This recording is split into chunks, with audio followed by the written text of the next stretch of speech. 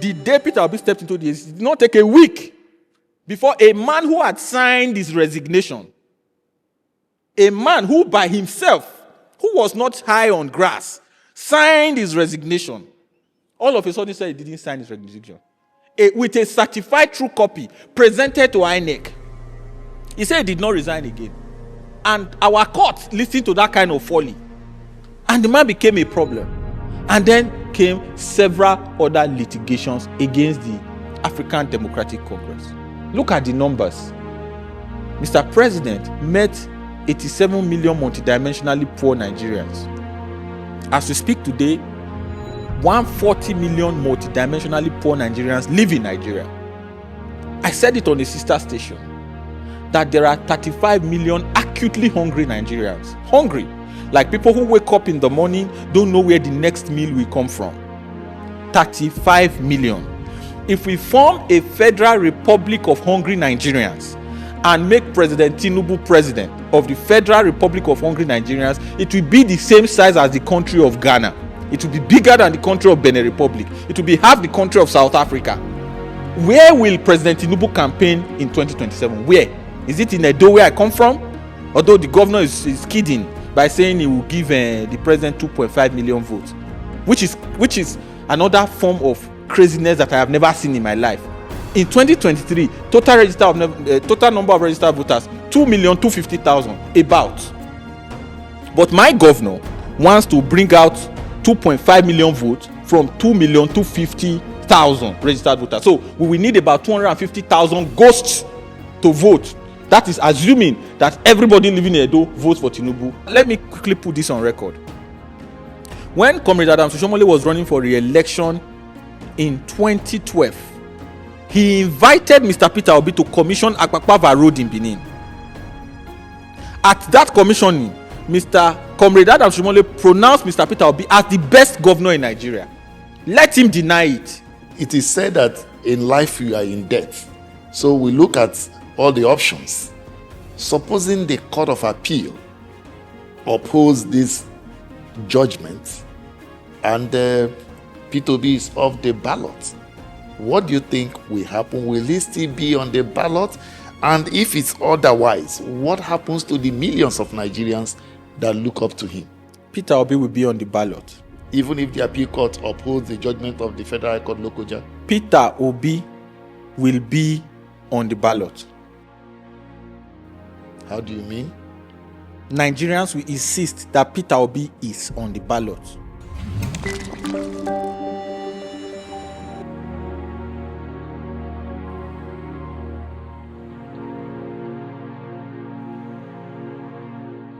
All right, welcome to Niger Unfiltered, a SYMFONI podcast.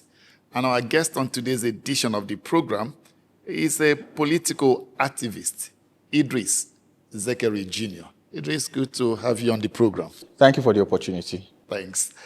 All right, let's start this way. The most contentious issues right now in the polity.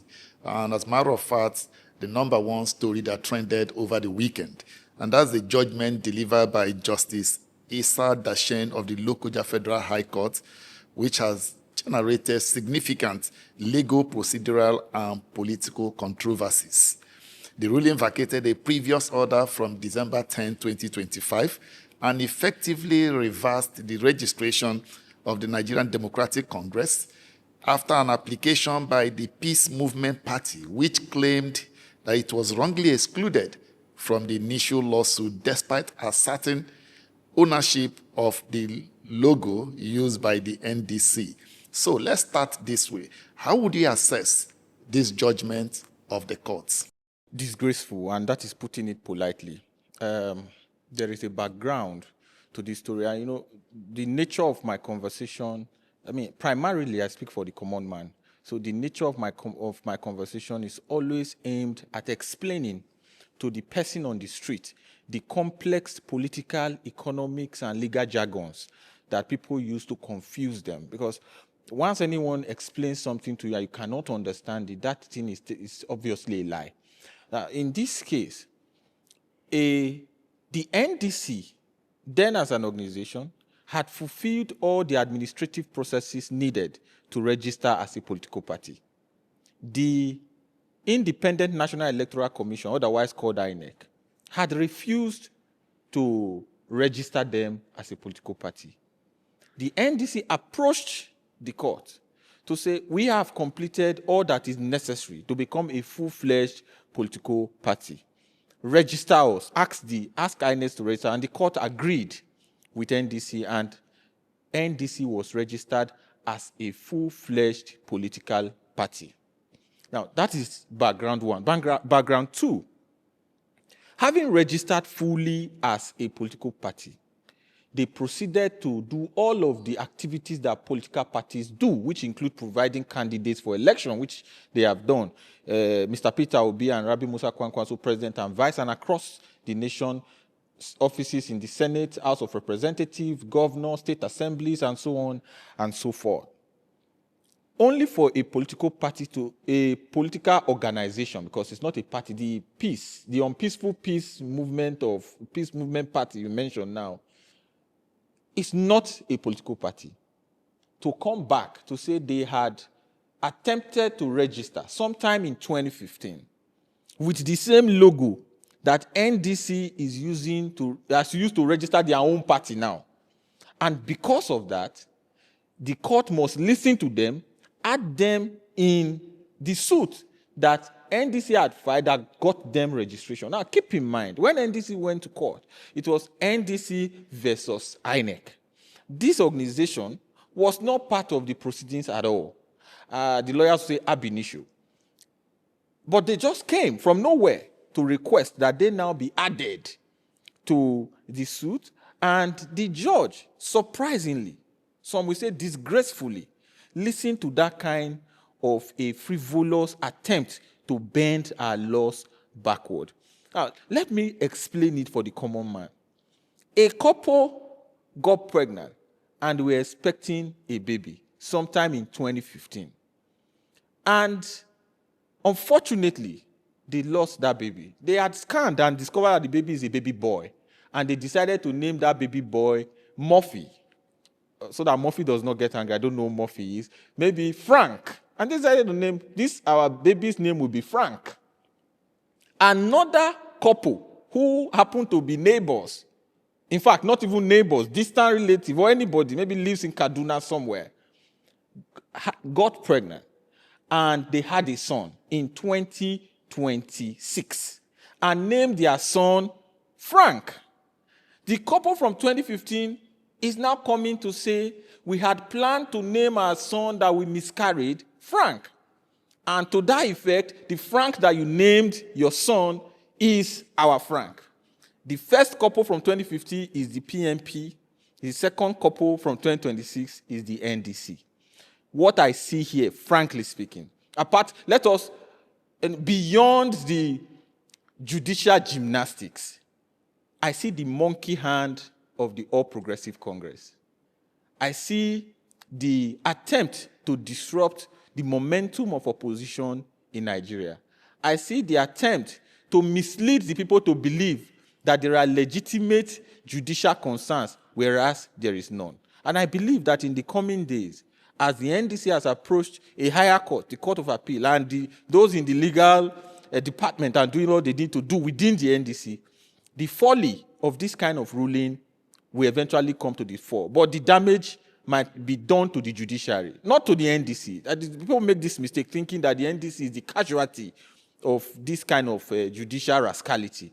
The ultimate casualty is the integrity of the judiciary, where people now see judiciary as that what is open to the ISB. And of course, the usual suspect that a certain man who never loses a court case, called the landlord of Abuja, is the suspect, is the person who the APC, like I said, whose monkey hand is in this case. It's unfortunate and it is disgraceful to the extreme. Yeah, that's just an assumption or allegation now. Assumptions because we cannot for now say yes, that is Mr. A or B that is involved. Nigerians can see. Nigerians can see. I mean, the biggest mistake this government is making is to assume that they can hoodwink Nigeria, just like they assumed that they can enjoy on behalf of Nigeria. So here you see them come on TV every time, like the presidential spokesman, who will soon be a former presidential spokesman, by the way. You see them come on TV and say, we cannot see the suffering of Nigerians. Nigerians are not suffering. People are making money. You are making money because you are in government. You will not enjoy on behalf of the people. Your enjoyment does not translate to enjoyment of the people.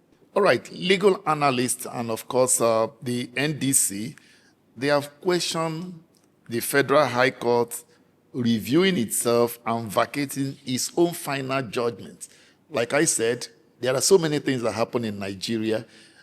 You see that Nigerians, everybody is almost a pocket lawyer. We are forced now to embrace the legal profession, rightly or wrongly, to understand some of these things. And from what people have said, with the judge having dispensed with the matter, final judgment, that it becomes what they call functus officio. So he's already done with that case. There is no basis. You see, people would go the extreme to try to bring our judiciary to disrepute.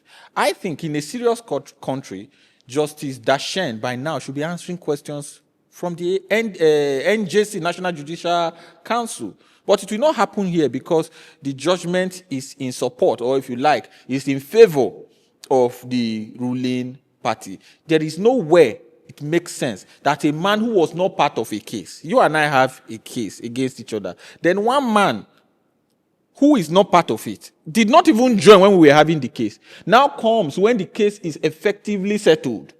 Even if he had joined when we were having the case, he will be considered a meddlesome interloper. Now joins when this case is settled to claim that he has an axe to grind with any of the parties in that case. It is shocking to the extreme. And I mean, my suggestion, I cannot advise the judiciary. They call themselves learned. But my suggestion to the judiciary is that structure of the judicial arm of government. Justice Nikitobi in 2019 put it best, that the judges and the judiciary must wean itself from politics. Continuous romance with politics will eventually pollute the judiciary. And that's precisely what we are seeing. You cannot tell now the difference between a partisan politician and a judge of a federal high court or of a court of appeal. They live similar lives. They do similar things. They now attend each other's birthdays. They now attend each other's weddings. They now attend each other's children's dedication. I mean, the legal profession has there are two parallel lines that should never meet. But unfortunately, that is now beginning to happen. That's why we are seeing funny judgments, funny to the extreme, that a man who came out fourth in an election will be pronounced first. That a senator will stand up in the red chambers of the National Assembly and tell his colleagues that when people were having problems, you used to run to me. And that senator's wife was once head of our Court of Appeal. So this is some of the concerns that we have, and we must pay keen attention to, so that we have a country to protect. And once the institutions of democracy are gradually destroyed, we lose the country. All right, let's look at what political commentators are saying about this judgment. They've described it as a strategic move to muzzle the opposition and destabilize the opposition space. Who do you believe will be the beneficiary of this kind of judgment? The ultimate beneficiary of this kind of judgment is President Bola Tinubu. His hope, and I can guarantee you that hope will be hopeless eventually. His hope is that he will not be facing a formidable opposition candidate in the next presidential election. I give you classical examples. Peter Obi has been hounded from Labour Party to ADC and now to NDC as we speak. Just very recently, the ADC was deregistered and re-registered almost within a week. So you see a systematic attempt, a war of attrition to degrade opposition voices and opposition elements, even those of us in the activism space. Justice Crack had reported the objective living conditions of our troops in the front line. The guy was kidnapped here in Abuja, in an operation that plausible deniability can be maintained, because these guys did not wear any uniform. They even lied to him that they were from the DSS, only for us to find out later that they were members of the Counterintelligence Command of the Directorate of Military Intelligence. Shamefully so. Until today, no one has come to apologize. Keep in mind, they were not after those who took the money meant to feed the soldiers. I mean, our soldiers were not eating well. You did not target those who took that money, who misappropriated that money. You did not deal with those. Your focus was on the person who reported it, a citizen journalist, a videographer. That was your target. And it is disgraceful to the extreme. And you see, this government has come to the ultimate conclusion that they are unre-electable. No sane Nigerian will cast his vote for this government. They do their polls all the time. They do it all the time. And they have come to that conclusion that they cannot win a fair game of election. So they must invent chaos. Look, I give you an unconventional example. You see, when lunatics are running the show, when someone who is crazy takes your phone and is running, a lunatic, someone who is actually a lunatic, if you want to retrieve that item from that lunatic, he will want to bring down the roof of this house. The whole idea is not because he's more powerful than you. The whole idea is to scare you so that you just say, well, I'm a decent man. How can I dress like this and be dragging with this rather crazy person? And that is exactly what we are facing. They have embezzled the country. They are looting right, front, left, and center. Our budgets are unfunded. Some are defunded. A whole Ministry of Health, 36 million. That ministers are now crying. The spokesman to the president had come on TV to say that ministers are running ministry with their personal resources. And these people claim that they remove subsidy and they have more resources, but they cannot run ministries. Ministries run with the minister's resources. I'm quoting the presidential spokesman, no less personality. And then at the end of the day, you see that these people have come to that conclusion that they cannot win. Because they cannot win, they must pull down the house. They must create chaos. They must discourage Nigerians. Look at the numbers. Mr. President met 87 million multidimensionally poor Nigerians. As we speak today, 140 million multidimensionally poor Nigerians live in Nigeria. I said it on a sister station, that there are 35 million acutely hungry Nigerians. Hungry. Like people who wake up in the morning, don't know where the next meal will come from. 35 million. If we form a federal republic of hungry Nigerians and make President Tinubu president of the Federal Republic of Hungry Nigerians, it will be the same size as the country of Ghana. It will be bigger than the country of Benin Republic. It will be half the country of South Africa. It will be bigger than the country of Rwanda. It will be 40% the country of United Kingdom. That is the number of hungry people in Nigeria. And those of us who are pretending to eat, it is 001, 100, 101, 000 sometimes, if you know what I mean. So the crazy people are running away with our country. And we must match them at that level, retrieve our country, fix our country, rebuild our military, retool our police, so that our military is respected again. Our country is no longer respected again. We've lost 4 generals within 6 months. 4 generals. Ukraine, that has been fighting the second most powerful military in the world, has not lost 4 generals this year. Nigeria has lost 4 generals. Under this government, we've had 13 school kidnappings. 13 in 3 years. Do you know what threw Jonathan out of office? 1 school kidnapping in Chibok. 1. That was enough for Jonathan to leave office as president. But under this government, we've had 13 in 3 years. For context, his predecessor was also an APC president. Had 15 in 8 years. Under this government, we've had 13 in 3 years. And the way it is going, they'll probably quadruple that number before we leave. If they, God forbid, they manage to retain office. God will not allow that. So Nigerians must retrieve their country. As we speak, sir, there are 40 children in the bush in Oyo State. There are children in the bush in Kwara State. There are people in the bush in Kaduna State. There are people in the bush in Edo State, where I come from. Paying of ransom is now official policy of government. People now come on TV to describe how they paid ransom. No less personality than the former special advisor to the president on political, Hakeem Baba Ahmed, described in vivid terms how they paid ransom to retrieve his cousin who was kidnapped in Kaduna. I know of 2 individuals from Edo State, 2 doctors, 2 sons of the same parents that were kidnapped. We lost one. The second one, I was somewhere in 360 in Benin. He walked up to me and said, you once talked about me in a podcast. I was the person who was kidnapped. He showed me his leg that he still had bullet wounds in his leg. His leg was still bandaged. This is the people, they've run our country to the ground. And then they claim that, where will President Tinubu campaign in 2027? Where? Is it in Edo where I come from?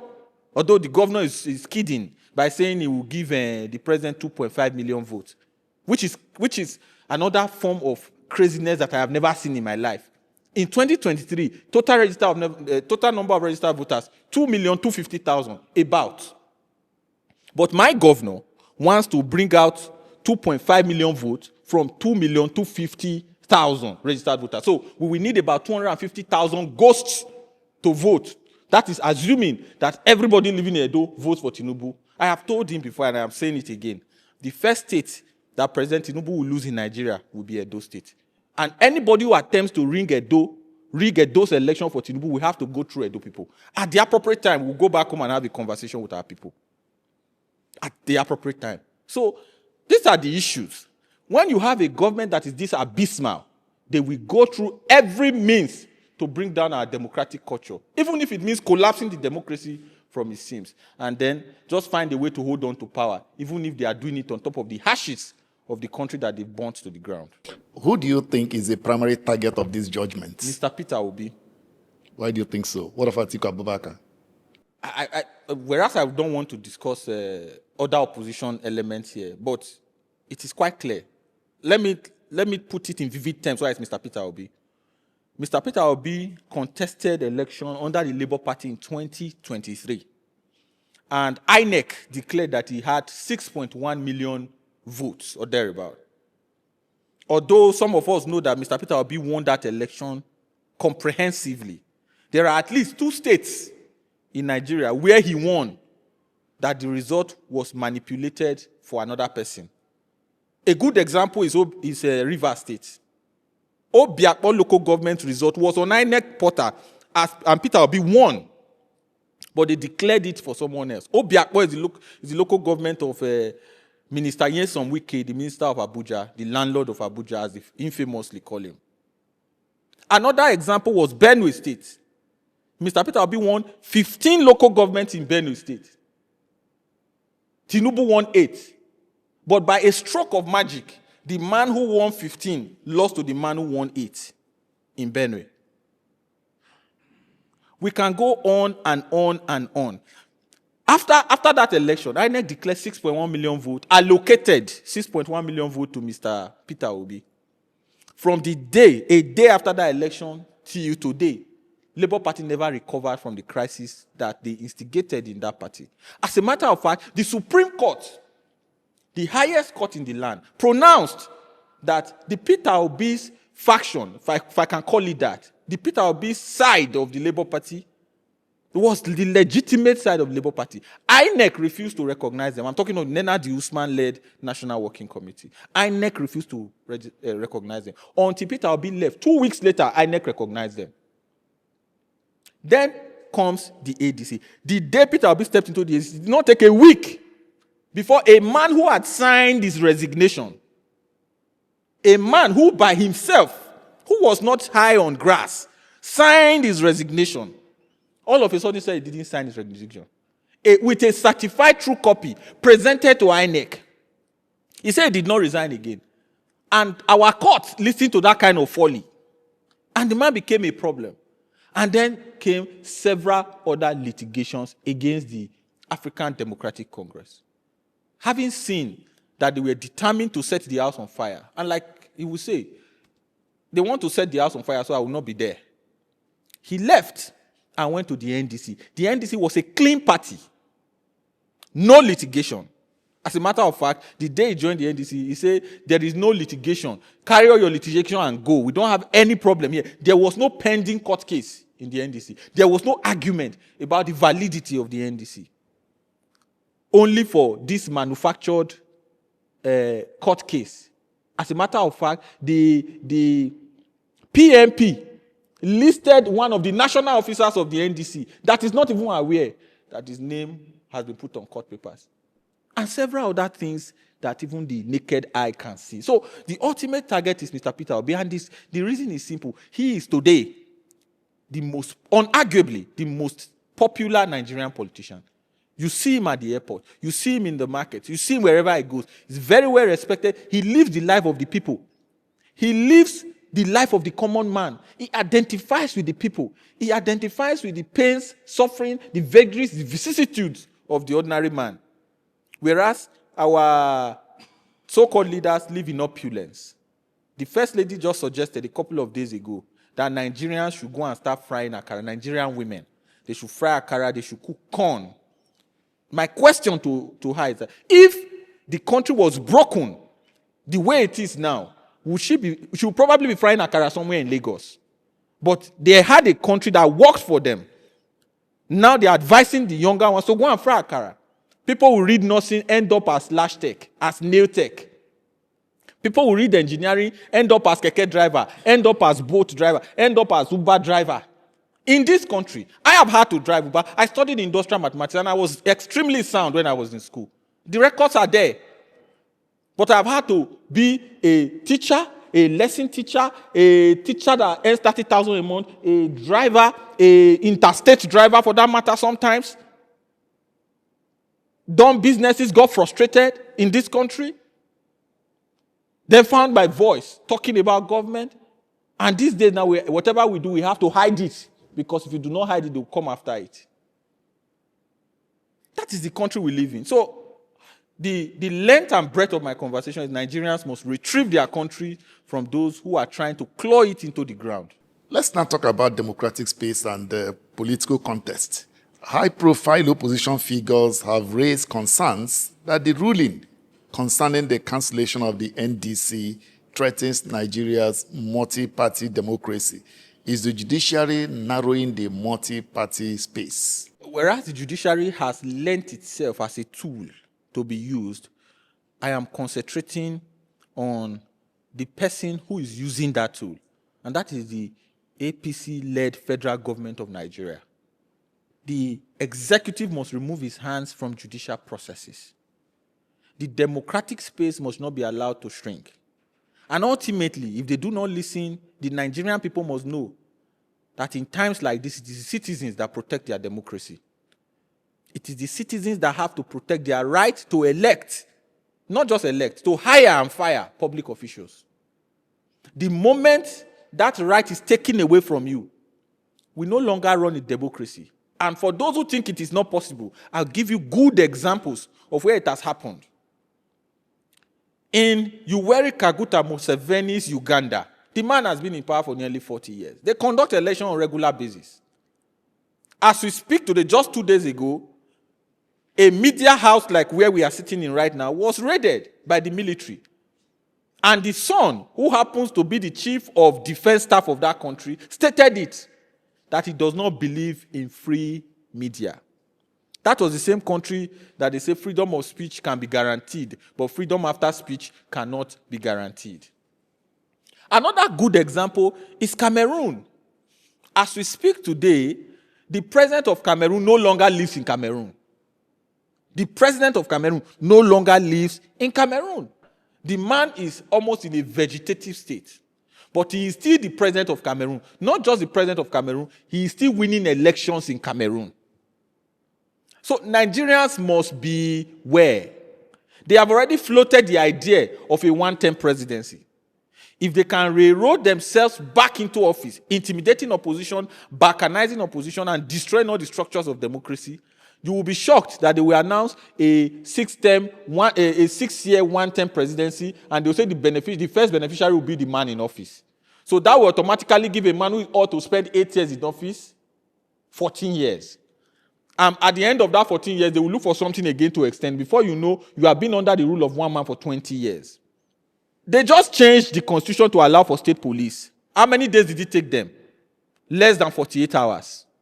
A constitutional amendment that should take months, if not years, of talking to people, debating, calling for public hearing, going to the state assemblies, calling for public hearing at that level. They did it in less than 48 hours. What do you think they cannot change? So it will depend on the Nigerian to insist that our democracy must work. So, in a nutshell, we can pretend all we want. We can say, in Benin, we say, oh, Makame, it's not my business, all you want. But very soon you will know that politics is your business. Like I told them, politics controls everything. 90% of what you pray for can be solved by the right policies and programs of government, including long life and prosperity. I mean, where else will you go to get long life and prosperity if not looking up to your government? Like I told them in a podcast, and they found it humorous, but there was nothing funny about it. Today, the life expectancy in Nigeria is 54 years. The life expectancy in Canada is 82 years. A Nigerian will die, they will say God called that Nigerian. So God loves Nigerians and hates Canadians. A Ghanaian is 60 years. A South African is 60 years. An Egyptian is 60-something years. I'm not sure now. A German is 79 years. A Nigerian is 54 years. There are many things around here that can kill you. If bandits don't get you, kidnappers will get you. If kidnappers don't get you, Lakurawa will get you. School kidnappings will get you. Even sometimes police will get you. A young journalist was just discovered to have been murdered during the NSAS in Lagos. So you are not safe from anything. Justice Crack went to eat in the heart of Abuja. He was picked up like sweets. We didn't see him. We didn't know where he was. It could have been worse if not for the strength of the Nigerian people. So Nigerians must wake up to this reality. If you say it's not your business, you will soon discover that it's your business. Go to the hospitals. Don't fall sick in Nigeria. It's a good advice now. Excellent advice. Don't fall sick. Do you know the rate of our infant and maternal mortality? The number of pregnant women who die because they want to give birth? Do you know the rate of drug prevalence in Nigeria today? One of the highest in the world. And I just got a report that Edo State ranks very high too. And I hope that the governor is taking note and doing something about it. One of the highest in the world. And in that country where you have the highest prevalence of drugs in the world, you only have 9 federal government-owned psychiatric hospitals. Meaning when you run mad, you'll be on your own. You probably end up in one church where they will be flogging the hell out of you. Not church now, church in quotes, because I'm a Christian. All right, in spite of the assumptions and insinuations that the ruling party is behind the judicial onslaught against the opposition party to frustrate them, but people out there, Nigerians, are also a little bit uncomfortable with the opposition parties because there are quite a number of things that Nigerians feel that the opposition parties are not holding the ruling party to account. For instance, a good example. For instance, we are running 3 budgets, 2024, 2025, 2026. We don't even know the one we are. And the opposition is not putting them under pressure to say account. Now, once opposition party is picked up, the other one looks elsewhere as if to say it doesn't concern me. So if you look at all of these things, it makes the people wonder whether the opposition space is still, the opposition is still alive to their responsibilities. How did we come to the point where the opposition is no longer inspiring and viral for Nigerians to say, yes, these are the kind of things we want? Excellent question. Great question. I am first a Nigerian before I am an opposition figure. And my advice, my sincerest advice to Nigerians is, do not wait for one person to come and save you. The last man that saved the world died 2,500 years ago. Another one is not coming. Nobody is coming to save you. Because the person who you are hoping that will come and save you is being seriously dealt with in his own corner. Has his own frustrations, has his own challenges. I was with Mr. Peter Obi in Benin when we got shot at the home of Chief Don Odigeyegu. Life, I have never been in that kind of situation before. It was like a movie. It is the people that will insist that enough is enough. It is the people that are suffering. It is the people that are passing through this pain. So whereas the opposition can provide direction, it is the people that must pick up that gauntlet. It's like the foolishness of expecting that INEC will conduct a free and fair election in 2027. If the people do not insist on a free and fair election, it will be a charade. There is nothing any group of opposition can do. It is the people. Like they do in Kano, the Kwankwansiya do in Kano. It is the people that will go to the polling unit, say, if you do not count our vote, we will count you. It is the people that will go to the collation center and say, we will wait here, we'll be doing a party here, we'll be eating rice here, drinking here, having fun here. You are there, please count the vote and announce the results. We will protect you. It is the people that will go to state collation center and say, you must count our result and announce it. It is the people that will come to Abuja and say, count our result and announce it. Let the best man win. If the people do not do that, the opposition does not have police, the opposition does not have army, the opposition does not have civil defense, the opposition does not have DSS. And the threats are all over the place. There's hardly any opposition figure in Nigeria today whose phone has not been bugged, including yours sincerely. We get advice every day that, don't make direct calls. Don't send sensitive documents don't say sensitivity when you call directly. So there is that constant fear, even when you are not sure. Although I have told them that whoever is bugging my phone, the day I want to have a good time with my significant other, I will give you a show, especially when I'm traveling. So in a nutshell, we must be conscious to this fact that it is the Nigerian people that will fix Nigeria. Every serious country in the world, it is the people that decided that enough was truly enough, and then invested that emotion, that feeling, that trust on a leader. And today, we have a Peter Obi who is willing to take up that gauntlet. Some people are still trying to be clever by half, trying to rationalize, trying to over-explain, looking for sainthood, as if saints live on earth. For you to be a saint, you need to die first. And as a Catholic, I know this because I'm a Catholic, you have to then be canonized to make it to sainthood. But you are looking for a living saint to come and lead you. No living saint is coming to lead you. The people that will lead you are people from you. But in that people from you, as we speak today, there is none on the ballot that is more qualified, that is more competent, that is more prepared to lead Nigeria out of this albatross, that this cul-de-sac that APC has led us to, than the man, Mr. Peter Obi. If we realize that INEC cannot conduct a free and fair election unless they are forced to. Do you see Nigerians as seriously conscientized and enlightened enough to take up this fight? That is why what we do here is critically important. This conversation is important. Another 1,000 persons will be convinced, having watched this our conversation here today. Another 2,000 persons can be convinced. Another 3,000 persons can be convinced. Master Jesus himself preached to a crowd, a sizable crowd in the Bible. Think of 5,000. And some were scoffers, some were scorners, some were cynical. Good message, great message of love, great message of peace, great message of liberation. Some scoffed, some scorned, some laughed. It was not a comedy show, but some laughed. As we speak now, some are laughing. As we speak, if you go on Twitter, some are rationalizing. Some are explaining. A man is running 3 concurrent budgets. In those 3 concurrent budgets, there is no budget for capital projects. I was traveling the other day at the airport. I met someone who shook me and said, thank you very much for what you do. I am a contractor. They have not paid us in 2 years. In this Abuja, contractors are crying. They are stealing money in the trillions. NNPC brought an audit to audit NNPC. NNPC brought an auditor to audit NNPC. The auditor NNPC brought to audit NNPC discovered that NNPC has differences of 210 trillion in their books. The report was submitted to the Auditor General. Auditor General said, take it to Senate Committee on Public Accounts. Senate Committee on Public Accounts became alarmed.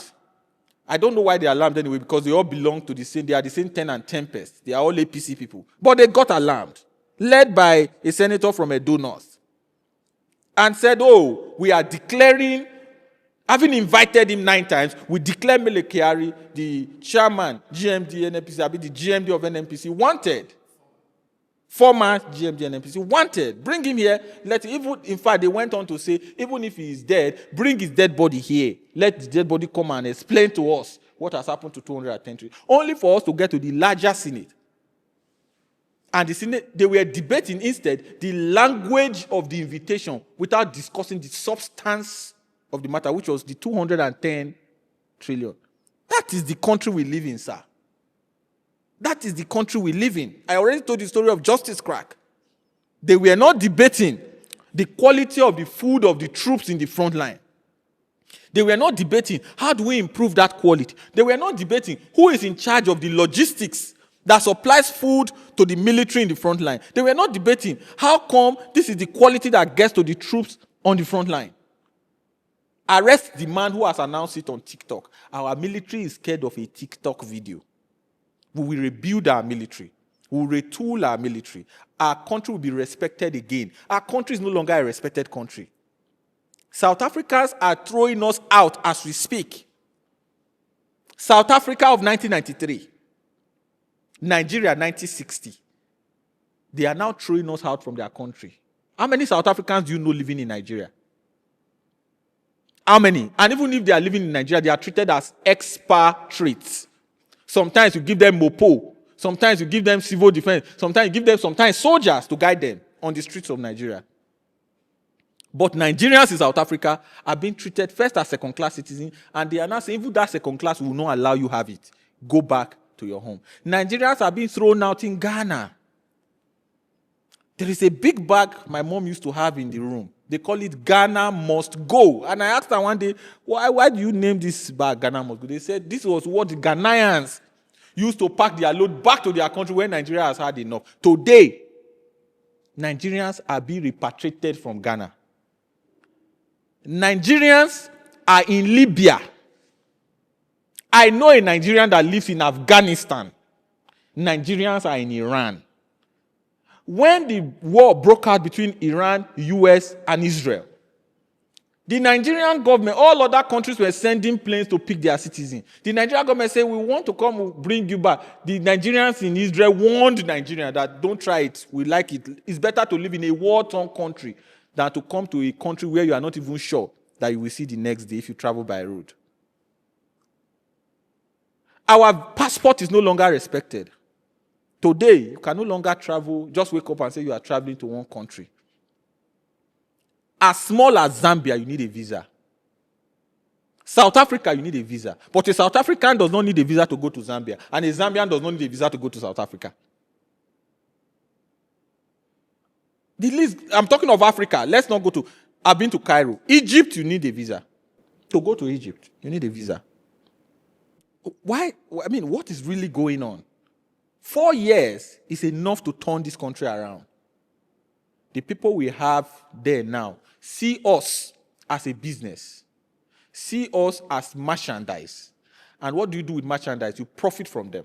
And if they manage to find themselves back in office again after 2027, they will implement this evil new tax policy that they had surreptitiously suspended. They will implement it fully. And Nigerians, they will be crying, the Bible said it clearly. That when the righteous rule, the people rejoice. But when wicked people rule like the ones we have now, they will be crying, there will be gnashing of teeth, there will be groaning, there will be frustration, there will be cries, there will be... Everything you see in Nigeria today is symptomatic that the wicked are leading our country. Okay, let's move on. With all that is happening, as this case progresses, do you have confidence in the judiciary to deliver a fair and impartial judgment in favor of the NDC, even the ones that also involve the other parties that the court also say they should be deregistered? Do you have implicit confidence in the judiciary to deliver fair and impartial judgments? Even if this case was presented to a town union to settle, a town union with no legal knowledge, they will settle it in favor of the NDC. So, to ask me if I expect the judiciary to do it, I expect the judiciary to do the right thing. And that is see the folly. I'm not saying the merits or demerits, folly If there was demerit, it meant that it was not a foolish case altogether, that it only did not have sufficient merit. But it's a foolish case. To me, it's a foolish case, and I am entitled to that opinion. And anybody who plays the kind of gymnastics they are playing now should be ready for criticism, public criticism. Gone are the days say you can't criticize them publicly. I am entitled, I can hold an opinion. I am a Nigerian. So I expect the judiciary to do the right thing. I expect INEC to do the right thing. In our mind, we see this as a distraction that should never have happened. But all of the activities and programs of the NDC are going on as planned. We are not taking our foot off the pedal. We are in fact, we have advised Mr. President last week to resign, and that is because we want him to do it honorably. A time will come, we will ask him to resign dishonorably, and if he refuses to still resign dishonorably, he will be disgraced at the poll. I am an Edo man, properly brought up. I don't want the old man disgraced at the poll. Because if we conduct an election and the president is polling 10%, that is utter disgrace. And that's precisely what will happen in the next election. There is no pathway to victory for the Tinubu administration. No pathway to victory. No pathway to victory. No pathway to victory. Let's look at, it is said that in life you are in debt. So we look at all the options. Supposing the Court of Appeal upholds this judgment and Peter Obi is off the ballot, what do you think will happen? Will he still be on the ballot? And if it's otherwise, what happens to the millions of Nigerians that look up to him? Peter Obi will be on the ballot. Even if the appeal court upholds the judgment of the Federal High Court local judge? Peter Obi will be on the ballot. How do you mean? Nigerians will insist that Peter Obi is on the ballot. Mr. Tinubu and others should go and prepare for elections. We are ready. Let them prepare. He will be on the ballot. Even if the Court of Appeal says otherwise? There are honorable men in the judiciary. Those honorable men will ensure that Peter Obi will be on the ballot. You know, we still have a time frame. We are still working with INEC timetable. In the eyes of the law today, except the NDC goes on appeal and, of course, also goes with stuff execution. If not, in the eyes of the law today, if INEC decides to act, there is no NDC as a political party. Peter Obi and the NDC will be on the ballot. I am confident 100%. I don't want to say certain things so that it will not be misconstrued as instigating. But an American president strongly advised that those who make peaceful changes impossible make violent changes inevitable. It is our prayer, my prayer and yours, that we will never get to a stage where the latter will be considered. We want peaceful changes, we want peaceful elections, we want free and fair elections, and we believe that in the free and fair election, by 12:30 noon on election day, President Tinubu will cease to be Nigerian president and will be preparing to hand over to the next president of Nigeria. You know, I love something you say. You said, in a free and fair election. At the same time, you've also admitted that INEC cannot be trusted to conduct a free and fair election. So, where will the free and election come that you expect by 12 noon that Tinubu would have been defeated? Insist on a free and fair elections. But let's use the obstacle election. INEC, the staffers of INEC, the people in INEC are not from Niger Republic, they are Nigerians. The people in INEC are not from Cameroon, they are Nigerians. Nigerians will tell the Nigerians in INEC to conduct a free and fair election. It will be in their enlightened self-interest to conduct a free and fair election. And in any case, the staffers of INEC do not buy bread different from where I buy bread. The staffers in INEC do not buy wheat different from where we buy wheat. The people in INEC do not buy kerosene or fuel different from where we buy. The people in INEC do not buy their gas they use for cooking different from where other Nigerians buy. So they know more than anything else. And this applies to the police, to the military, to the civil defense, to the DSS, to staff, to federal civil servants, state civil servants, and even to the agberos and to the thugs that they may likely want to deploy. We are all in this together. We are all being jeopardized by this government together. As we approach the election, the conscientization will continue, and everybody will know that they must play their part. We must unite as a people to see the back of this administration.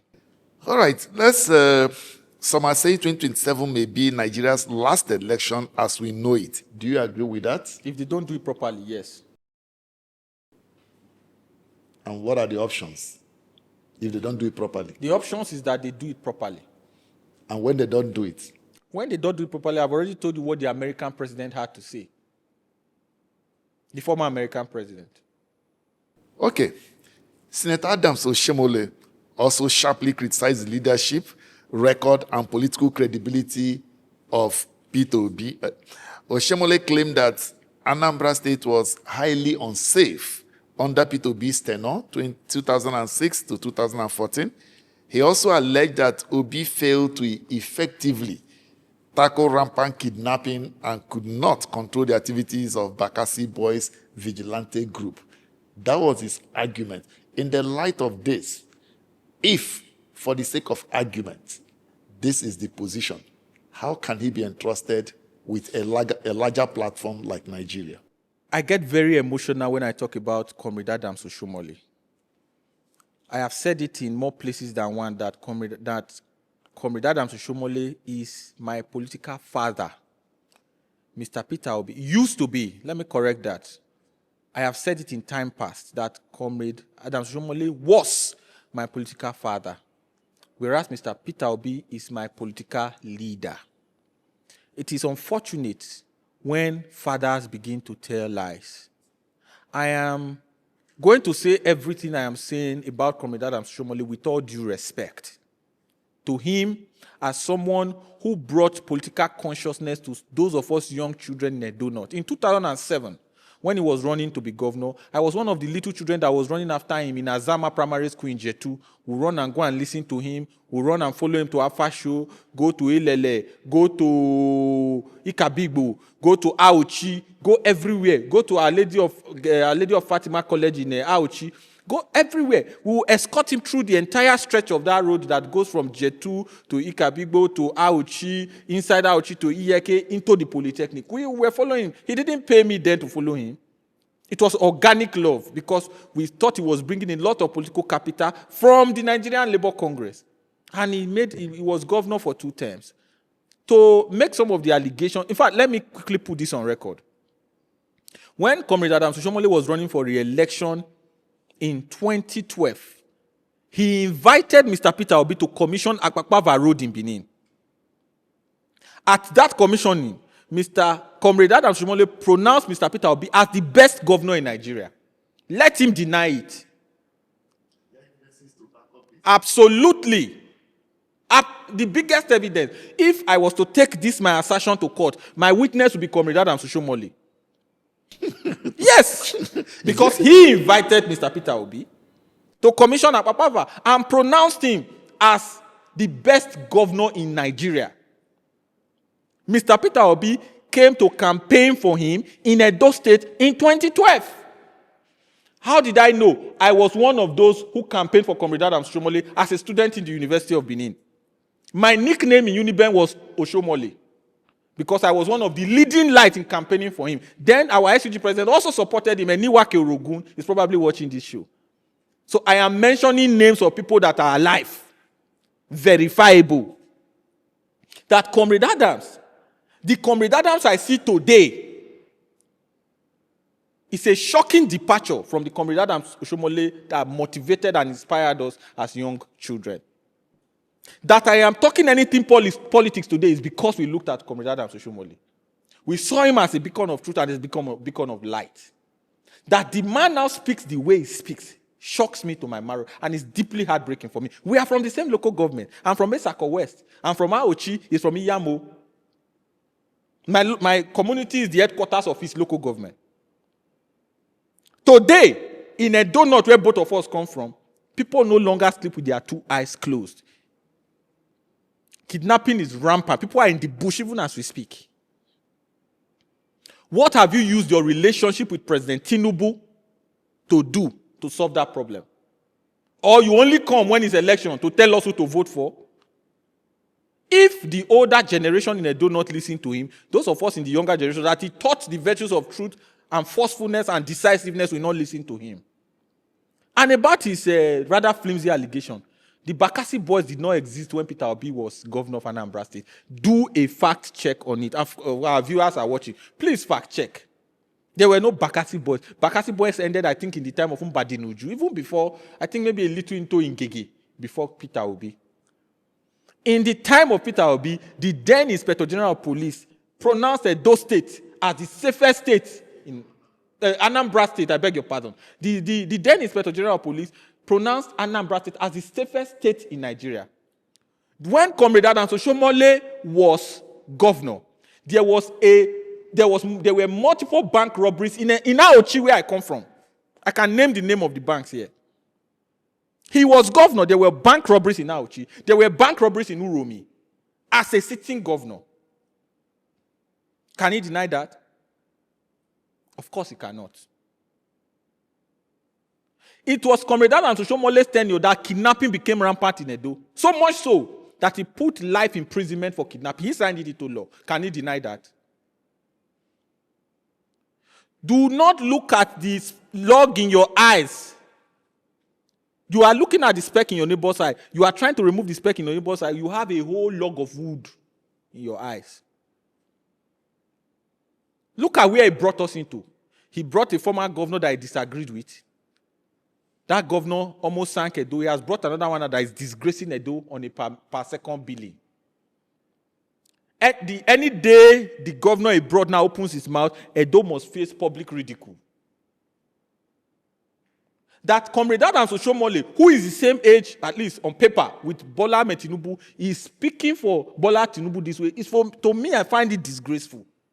Comrade Adams Oshiomhole should be contesting for president against Bola Tinubu. The very tenet of the person of Comrade Oshiomhole should not be in APC. Oshiomhole and APC are incompatible, at least the Oshiomhole we knew from the early 2000s.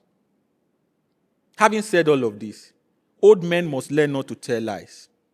Old men must learn to stand as shining examples to the young people.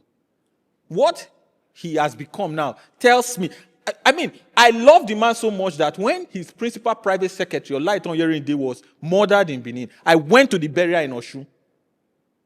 As a young boy, as a student in the University of Benin, I didn't need him to know me. I didn't need him to like me. We loved him organically. In 2012, I almost got suspended from the University of Benin supporting Adams Oshiomhole. I was accused of saying I would burn down the school. The reports are there. The luck I had while I graduated from that school is because, I've never told this story anywhere, is because the day they accused me of saying I would burn down University of Benin, I was sick in the school cottage hospital, the school health center in Uniben. That was how much of support I gave to Comrade Oshiomhole. That today, I now look at this same man and I am genuinely shocked at what he's saying. Since he has come to the market square, we are going to dance now, Abi. He accused Obi of being an importer, of importing goods. Peter Obi imported essential goods to Nigeria that Nigerians needed, and Nigerians patronized him. Comrade Oshiomhole imported a wife to Nigeria. And in fact, Danobi had an infamous song he would sing. He say, Osho labor bobo, Osho labor bobo, Osho carry money, marry Oyibo, Oyibo run away, Osho they cry. That is not my song. That is Danobi's song, Chief Danobi. And even when they allege that the one he imported has left, the Shenkers he was massaging the foot on a private jet was also imported from South Africa. The evidence is there. So whereas Peter Obi was importing essential goods that Nigerians needed, my comrade, my father, was importing Shenkers from Brazil, Cape Verde, and South Africa, and elsewhere. You said Obi did not... what are the other funny allegations again? That Obi ran away from a house that was leaking. I saw the video yesterday, disgraceful to the extreme, part of his campaign in Edo. In fact, they are campaigning for a local government election. They've already known the results. In Edo, you see, when people are not busy, when they don't have anything to do with their time. When you were setting the houses on fire, you expected Obi to stay. Oshiomhole has not done anything for Obi. Obi has done more for Oshiomhole. He has campaigned for him. He has stood by him. He supported him in 2012 when the whole world turned against him. We supported him in 2012. That's why I have the moral right to speak the way I speak. So I hope and pray that at 76 or 74, whichever one is correct, he should be a father to all. He should be a leader to all. He should advise all. And in any case, he should use his good office to draw the attention of the president to Edo North. The road that leads from Benin to Auchi, they've done a portion, they fixed some of the broken portions from Benin to Ekpoma to Uromi. But the one that goes to Auchi is still abandoned. The one that goes from Esanland to Auchi is still abandoned, and it's a senator representing Edo North. What is the use of your office if you cannot use it to help your people? As popular as Oshiomhole is as a senator, can he compare his achievement in the Senate to that of Senator Natasha of Kogi State? Can he compare? Does it even compare? He should worry very seriously because his Senate president has plans for him. And the quarrel is publicly known. Senator Akpabio has serious plans for him. As a matter of fact, some people encourage me to go and run, that if I run, that I might defeat him in Edo North because I'll be supported by the Senate president. It is out of respect that I did not run against him. And if he continues in this path, I'll go and pick a form. If we still have a window of opportunity. If the window of opportunity still, I'll go and pick a form and run against him. The Aochi people, I lived in Jetu. I lived in Uzaire, where he comes from. The Aochi people have been strongly marginalized in Edo North. The Aochi people, the headquarters of the local government. The erosions are ravaging the whole place. Houses are falling in.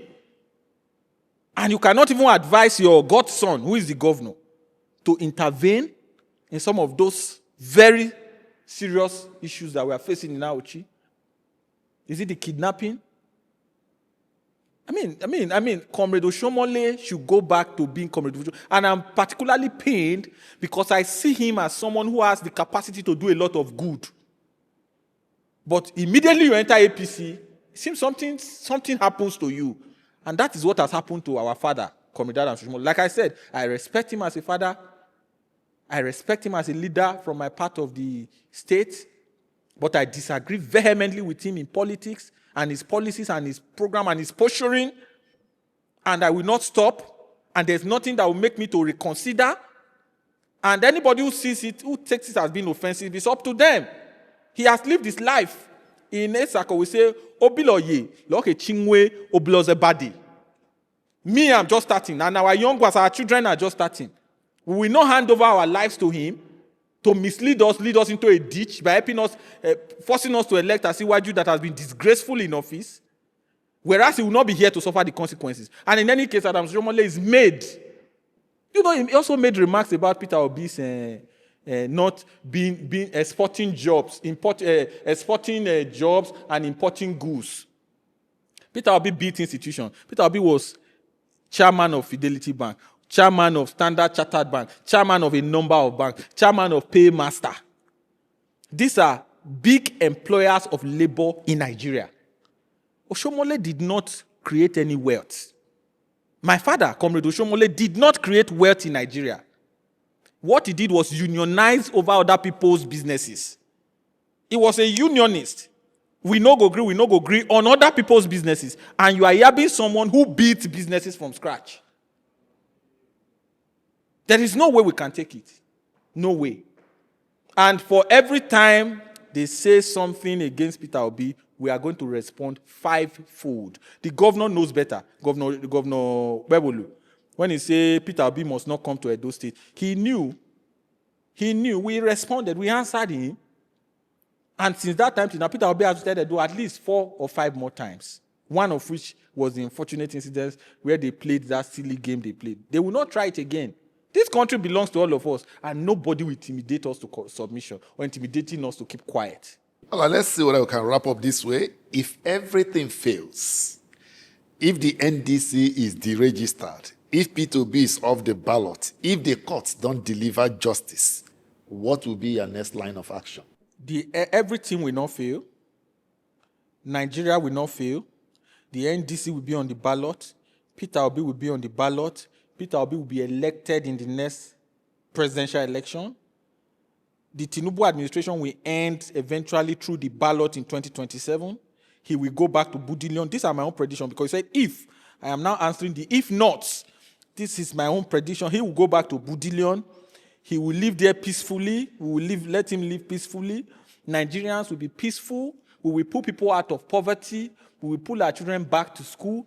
We will rebuild the economy of this country. We will rebuild power. We will rebuild health. We will rebuild infrastructure. We will not do political servicing. Our movement is a no shishi movement. So we will not go and share Nigerian money for people. The party will be over. The party will be effectively over. You will no longer travel abroad to go and do healthcare. We will rebuild our military. This is essential. We will rebuild our military to a fighting force that will be respected in Africa. We will retool our national police. We will set up a proper state police, not the political state police they are attempting to set up now. We will empower our states, empower our local government. There will be accountability in government. Every 1 naira that government earns under Peter Obi will be accounted for. The opaqueness of the Tinubu administration will go with the Tinubu administration. Nigeria will be okay, and a new Nigeria will be possible. Thank you very much. Thank you for the opportunity.